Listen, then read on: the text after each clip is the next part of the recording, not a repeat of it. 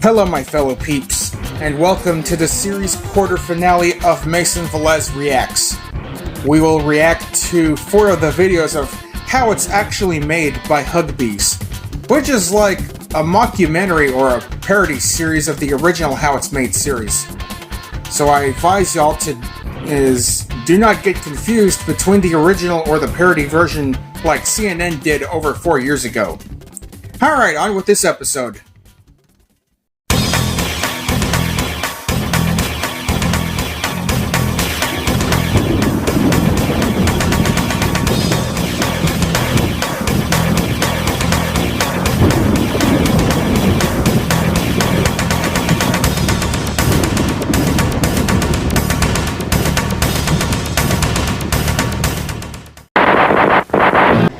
Okay, on to the first video that I have ever seen in my point of view from this How It's Actually Made mockumentary series by Huggbees, which is a parody of How It's Made. Yeah, chocolate.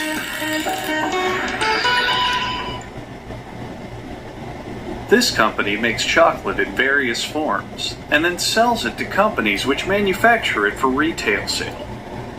It also supplies chocolate components such as cocoa powder and cocoa butter. Right, get to the funny shit. An innocent cocoa bean bag is made out as an example to the employees who don't meet their daily quota. Its succulent beans spill into a collection tray. Seriously? A conveyor belt moves them to a cleaning system, which is a cage filled with starving refugees who lick the beans clean of any dirt and debris. Next stop is a micronizer, which heats the cocoa beans and spins them at a constant rotation, separating them from their families. What? Separated from their families? Then they enter a shell-removing machine called a winnower. Inside, the beans are read various bedtime stories, which trick them into thinking it's nighttime, causing them to remove their shells. Then, a vacuum is applied to the beans, resulting in the 2 most popular forms of chocolate: hard chocolate and not so hard chocolate. Not so hard chocolate? Could you be more specific? You can see the employees' dedication to work through their bathroom breaks. This solution is later added to the final product for flavor. Is that cocaine? An employee then activates a grinding machine, wherein the constant heat and pressure create a chocolate soup mixture, referred to in the industry as chocolate soup mixture. Chocolate soup mixture? The factory extracts some of the cocoa butter from the mixture and immediately pours it in the sewer in a bid of environmental conservation. What? By this time, the beast has been awoken, and must be fought back by employees with various instruments. Doing this allows the chocolate to pass through mixers and refiners to give it a softer texture, and also prevents the beast from ushering in 1,000 years of darkness. 1,000 years of darkness? Are you serious? Now, the chocolate is in a very delicate state, to which even the smallest disturbance can ruin the batch. The employees are very careful to... What are you doing, Peter? What are you doing, Peter? At this stage, potting soil is ground into the chocolate for about 6 years, allowing the chocolate to return to a liquid state. 6 years? Are you serious? Oh, it's taking a shit. Then, the chocolate goes into this big fucking machine, and I don't know what this... They're making chocolate chips, man. To be honest, but by this point, the chocolate is now chocolate chips, I guess. Told you. Chocolate chip. What else do you think it is? Chocolate-shaped shit? The chocolate chips are then jostled ever so slightly to prevent them from falling asleep, creating their rich and stressed out flavor. Preventing them from falling asleep? The chocolate chips are cooled until about 50 o'clock. 50 o'clock? What the hell, man? The chocolate chips are then given a brief experience of typical Californian traffic. Yeah, right. Like they could drive and shit. Finally, the chocolate chips are again jostled, this time just to piss them off.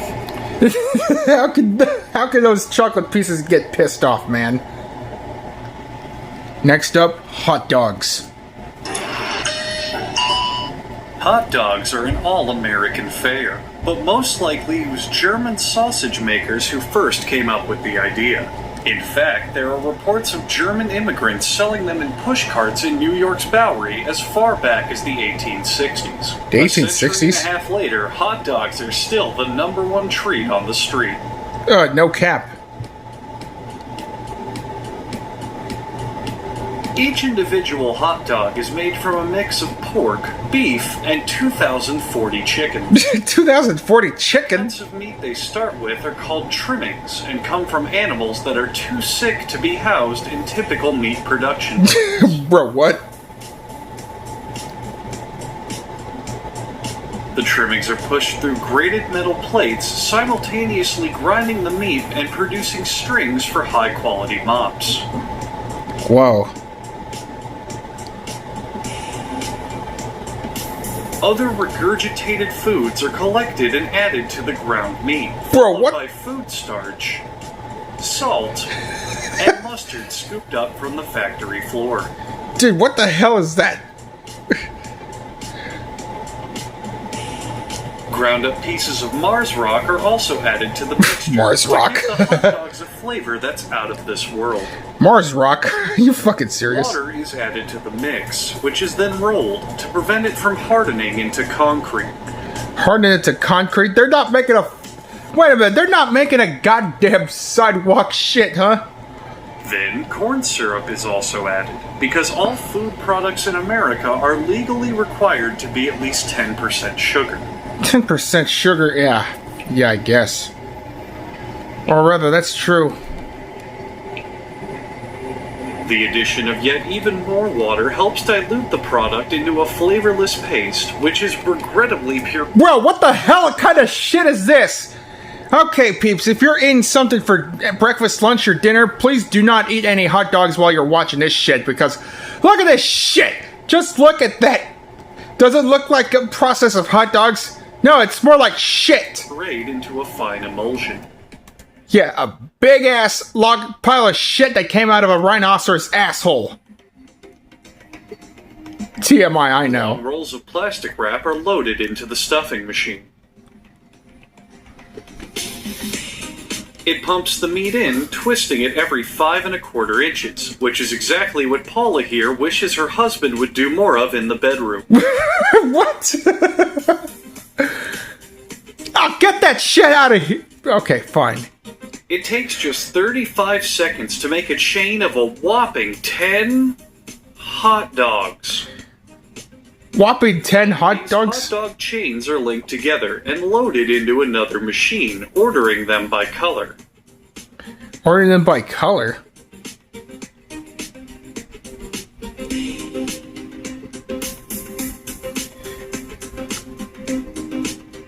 The hell is The hot that? dogs are drenched in pig sweat to enhance their flavor, and then taken Pig into sweat. an oven with several cooking zones. Pig sweat? Are you serious? Hot out of the oven, the hot dogs are drenched in chilled pig sweat, this time to cool them down for packaging. Chilled pig sweat? Don't you mean water? The black stripes on the hot dogs disappear for no reason, and a small child Disappeared for disguised as no a reason. factory worker plays with his food. They're rejecting the hot are dogs. positioned for packaging, and no matter how humanely or efficiently this process is done, vegans will still complain about it. Oh my god.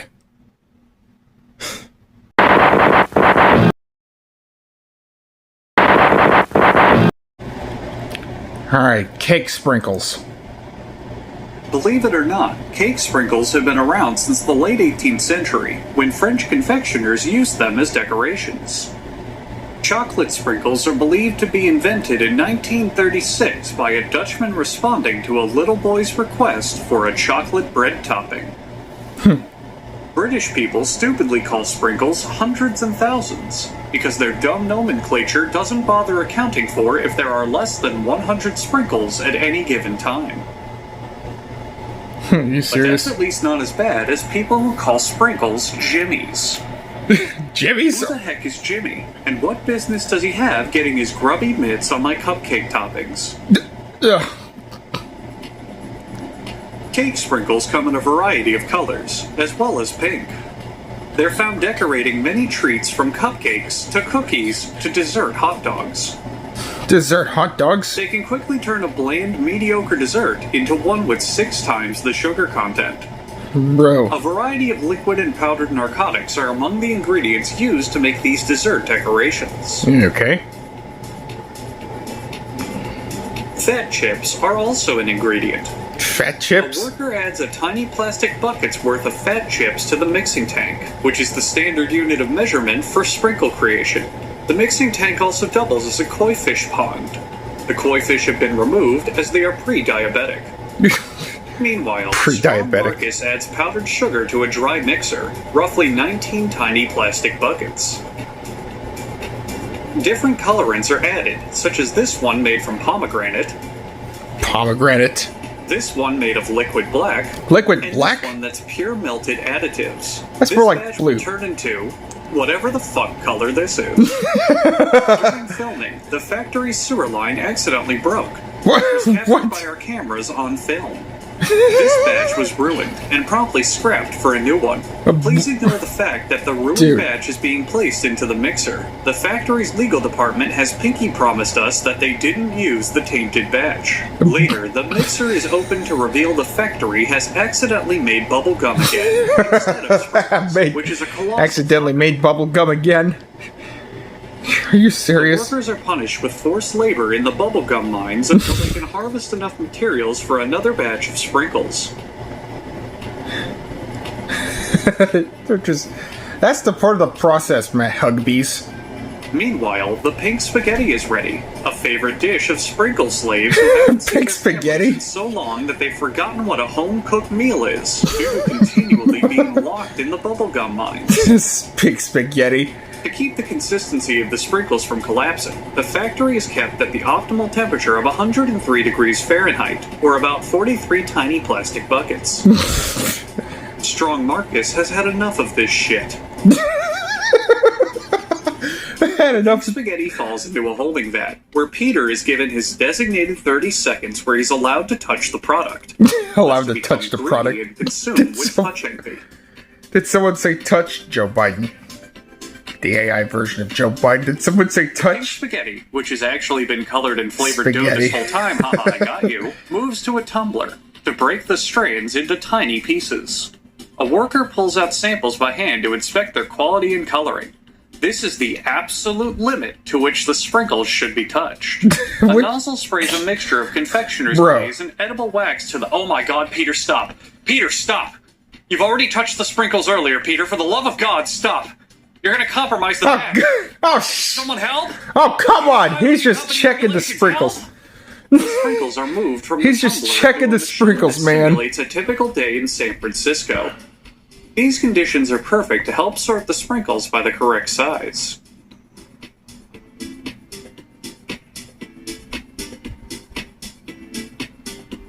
Okay, now what? These sprinkles here were designated for people who are colorblind. What? As you can see, they come in white, pink, brown, yellow, brown, brown, bluish brown, and mystery color. That's not according to what those colors are. All the shades of brown are mixed together to create a batch to be sent to an optometrist office. Okay. Let's see how this goes. Peter, no! Why? No! Why, Peter? Why? Oh, I think I'm gonna be sick. What? You're gonna be sick over Peter touching the sprinkles? The sprinkles have been mixed. It's onto the sprinkle filling machine, which uses a jet of air to rinse the inside of the bottles with the different sprinkles. Then it's onto the capping machine, which we all wish was just more footage of the filling machine. Yeah. Then it's off to the labeling area, where various warnings about how much the sprinkles have been fondled are applied to the bottle. Here's a fun sprinkle game you can play at home. There's an image of a penis hidden in this pile of sprinkles. Leave a comment below saying which color hidden sprinkles penis? it's made out of. Are you fucking kidding me with that? A hidden penis in the sprinkles?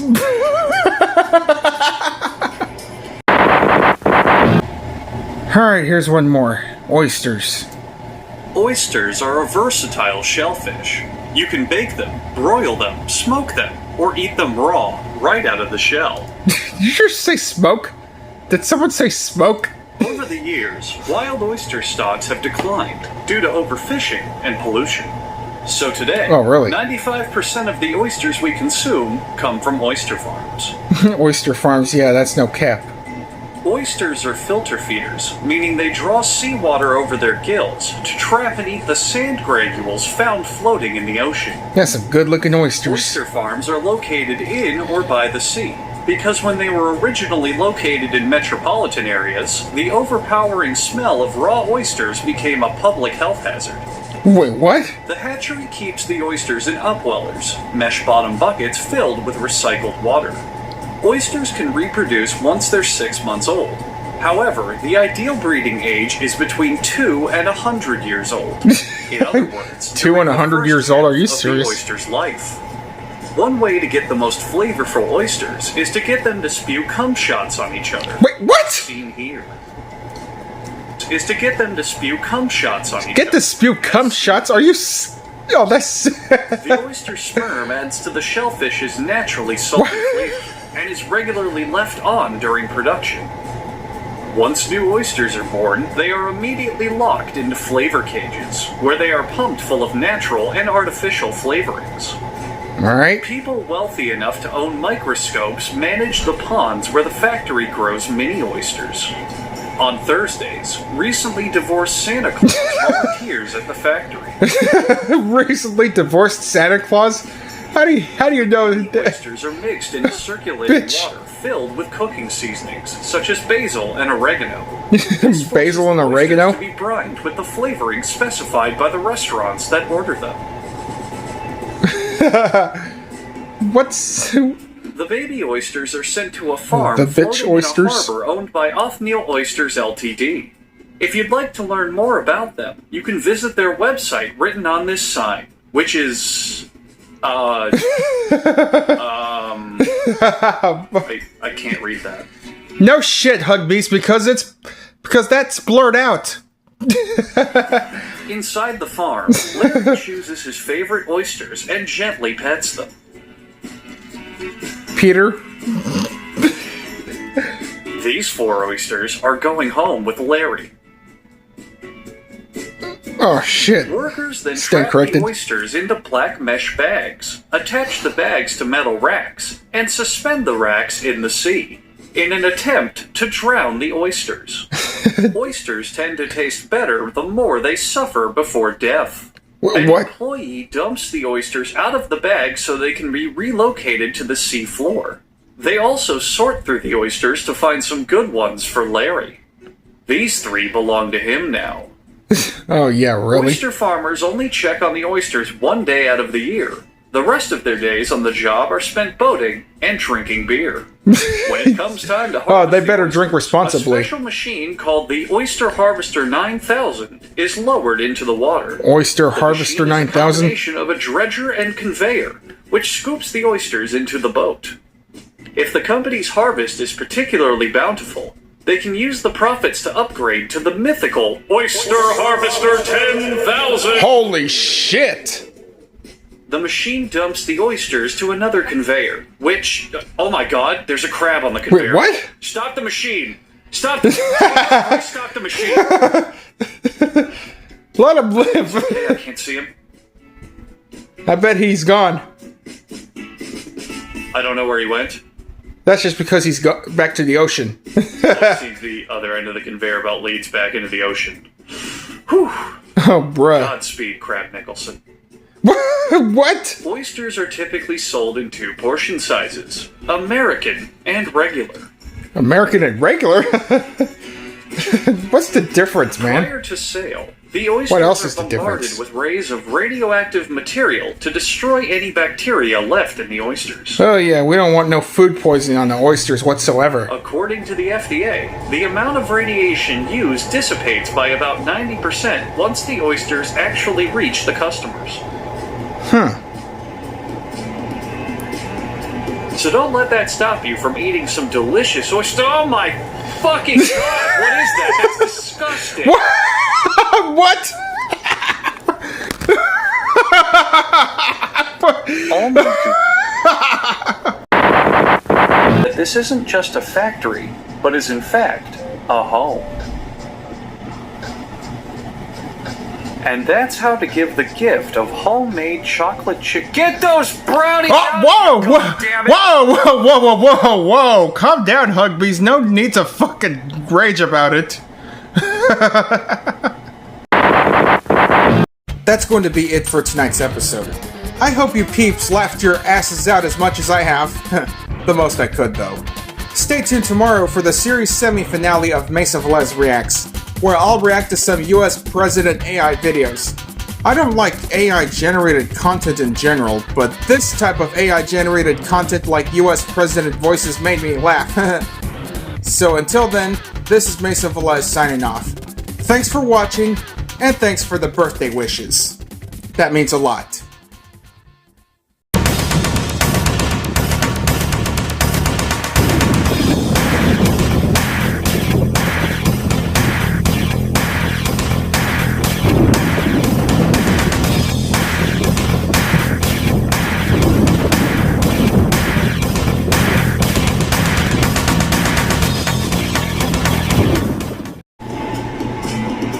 Huh.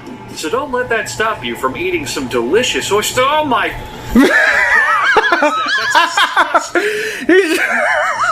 Oh my fucking god!